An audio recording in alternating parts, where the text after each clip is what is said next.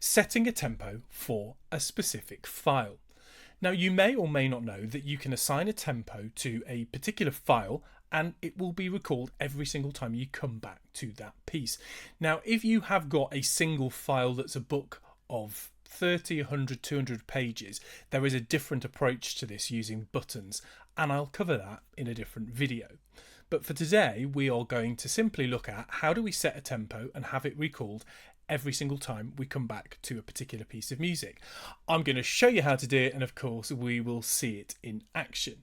Before we do that, let's just revisit the metronome function, which you can find at the top right of the interface here. If we give that a click, there are 4 main modes. There is off, audible, visible, and both being audible and visible at the same time.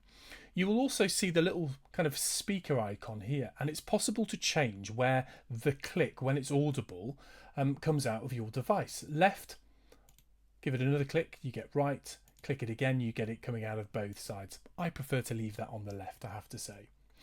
There are a range of different ways that you can actually physically set a tempo in this window. You can tap it, like so.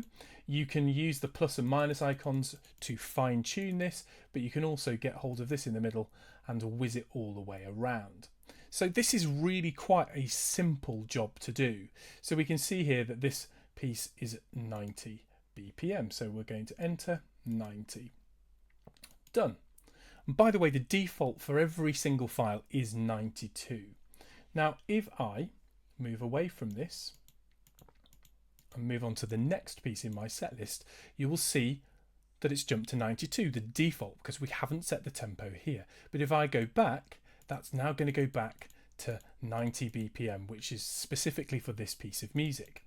So let's go ahead and set the same thing going for this particular file. So remember, this is an individual file. So if you've got multiple songs in a book, as an example, this isn't going to work, and there's another option for that. But let's set that as 120, and then we're going to click done. And now if we head back to the previous file, we can see that's dropped back to 90, and then 120 for this particular piece, exactly what we were after. And we'll do the same for this, 104, like so.